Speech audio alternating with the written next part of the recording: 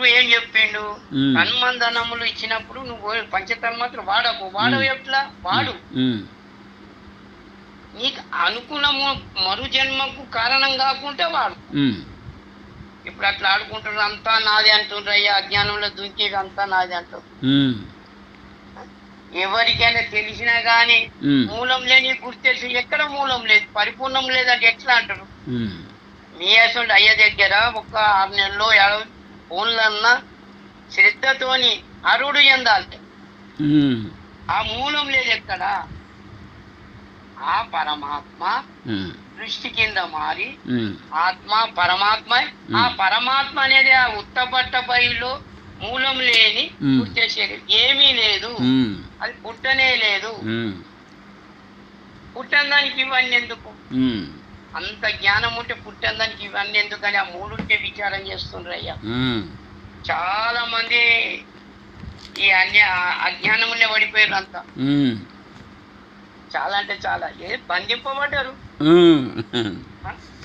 ఏది మా రాజు ఏం చేస్తాడంటే అసలు బోధలందరినీ పిలిపించుకొని చేసి బోధ ఇని చేసి ఆయన పీఠాధికారం ఇచ్చిండ్రు రాజు. కానీ రాజుకు పీఠాధికారం ఇచ్చేళ్ళకి ఏమైందంటే ఏదో కొంతను తెలిసి తెలియనంత తెలిసినాక రాజు ఏం చేస్తాడంటే ఒక ఈ రాజ్యం అవసరం లేదని కొడుకులకు అప్పచెప్పి వెళ్ళిపోతాడు. ఇక పోషి బట్ట పెట్టుకొని అడవిలోకి వెళ్ళిపోతాడు. 50-60 సంవత్సరాలు చేసి కొడుకులకు అప్పచెప్పి నాకు ఏమొద్దు అని చెప్పి వెళ్ళిపోతాడు. వెళ్ళిపోయినాక 10-15 రోజులు 4 రోజులు 5 రోజులు కాకలైనప్పుడు రావాలి, ఊళ్ళు అడుక్కున్నాను, 4 ఇళ్ళు అడుక్కున్నా, తినాలి, పోవాలి, అది పోయి చేస్తాడు. ఒకనాడు అచల గురయ్య వచ్చాడు. ఏమయ్యా మీ ప్రజలు మీరంతా సమక్షమంలో ఉన్నారా, అంతా మీ రాజు ఎట్లా చేస్తుండ అంటే, అయ్యా మా రాజు 50-60 సంవత్సరాలు పరిపాలించిండు, గోషిబడ్డ పెట్టుకున్నాడు, అంత కొడుకులకు అప్పచెప్పి వెళ్ళిపోయాడు. ఎప్పుడు వస్తాడయ్యా అంటే పూర్ణం రోజు పూజకు వస్తాడు, వెళ్ళిపోతాడు అని. మంచిది పుణ్యం రోజు వస్తా అంటే మీకు గురువుని మీ రాజును చూడాలనిపిస్తుంది, వచ్చేసాడు. ఆ పుణ్యం రోజు వచ్చి ఆ లాకిట కాగానే గురయ్య ఏం చేసాడు, భుజం తగ్గించి కింద పడగొట్టిన రాజు లేచి, అయ్యా నేను భుజం తగ్గించి పడేసినంత మాత్రం నాకు కోపం వచ్చదా? నేను ఇంత పెద్ద రాజ్యం, నా రాజ్యం నిసేపెట్టేసిన, నాకు కోపం లేదు, అహంకారం లేదు, తృణాపాయంగా వెళ్ళిపోయినా పోషి బట్ట పెట్టుకొని అయ్యగారికి అన్నాడు. గురువు అనగానే ఆయన వెళ్ళిపోతాడు.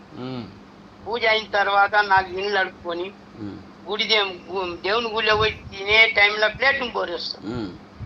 ప్లేట్ బోరేయంగానే అవు నన్ను నా రాజ్యం ఇంత ఇష్టపెట్టేసిన, నాకేం కోపం లేదు, నా అహంకారం లేదు, ప్లేట్ పడేసినంత మాత్రం నేను కోపం రాదంటాడు. మరి ఎందుకు కొరకు చేస్తున్నావు అని గురయ్య అడుగుతాడు. జన్మరహితంకు అనమాట.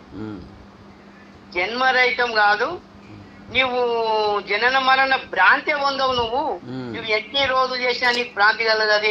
ఎందుకు కలగదయ్యా? నేను అన్ని ఇష్టపెట్టా, నేను నాది అని ఇష్టపెట్టలేవు. నువ్వు నేను నాది అని అంటున్నావు. ఇంత రాజు అయినా గాని నువ్వు ఇష్టపెట్టినవా నాది, నేను నాది ఇష్టపెట్టినవా? ఇష్టపెట్టలేవు. అప్పుడు కళ్ళు తెలుసుకొని గురయ్య కాళ్ళు పట్టుకొని వెళ్ళిపోయాడు. అంటే మనం కూడా అయ్యా అడవిలా పోయగాళ్ళు ఉంటారు, ఏనుగులు ఇది చేసేవాళ్ళు, ఏనుగులు కాపలు కాసే వాళ్ళు ఏం చేస్తారు, వాళ్ళకి ఏం గుర్తుంటది? వజ్రం దొరుకుతుంది మాల, ఆ వజ్రాల మాల ఏనుగు చేస్తారు మెడల, దాని విలువ తెలుస్తుంది. వీళ్ళ కోట్ల రూపాయల విలువ వ్యాపారం చేసేవాడికే తెలుస్తుంది, వీళ్ళకేం తెలుస్తుంది? అంటే అయ్యగారు మాట్లాడిన మాటలు వజ్రాలనేవి అజ్ఞానులకి ఏం తెలుస్తుంది? ఆ జ్ఞానుడు పట్టుకుంటాడు, అది వ్యాపారస్తుడికే దాని విలువ తెలుసు. అయ్యగారు చెప్పిన మాటలు విలువైనయని ఎవరికి తెలుసు? ఎంత మంచిగా ఉన్నాయా మొన్న మాటలు ఇవన్నీ. ఈ బోధ రావాలంటే శివరామ దీక్షితుల వారిది చాలా కష్టమయ్యా. జ్ఞానులు ఇప్పుడు అజ్ఞానంకి ఎగబడ్డరు. కొందరు దుర్మార్గులు వస్తుండ్రు, కొందరు సన్మార్గులు వస్తుండ్రు, ఇదైపోతుంది. కానీ మంచి వాళ్లకు అంటేనే అంటలేదు, దొరుకుతలేదు. మంచి వాళ్ళకు మంచి గురువులు దొరుకుతలేరయ్యా. ఏ జన్మలో పునర్జన్మలో బాకి ఉండి ఈ జన్మలో బాకి ఉన్న పుణ్యముని ఈ రోజున మీ అసొంటోళ్ళు దొరుకుతారు కానీ అగాధంగా దొరకలే. నేను 20 సంవత్సరాలు కూడా తిరిగి ఏడ దొరకలేరయ్యా. మిమ్మల్ని రోజు యాద్ చేసుడు, రోజు వినుడు, పూర్తన హుషారైన. జై గురునాథ. జై గురు అయ్యా. సద్గురుభ్యో నమ అయ్యా. మొదట నువ్వు అయ్యా అది గత జన్మలో చేసిన పాపాలు అనాలి, పునర్జన్మ అనకూడదు. గత జన్మలో మనం చేసిన పాప పుణ్యాల వల్ల జన్మ వచ్చింది అనాలి. నువ్వు పునర్జన్మ వలన అన్నావు, అది ఒకటి సరి చేసుకున్నానా? జై గురు నాయన. అంత బాగుంది. జై గురు సద్గురు. అంతా మంచిదయ్యా. మంచిది ఆయన. వాళ్ళు వచ్చే నెల ఇప్పుడు ఫోన్ చేసిండ్రు వాళ్ళు. అయితే నేను అడుగుతా చేస్తాను అన్నాడు ఆయన.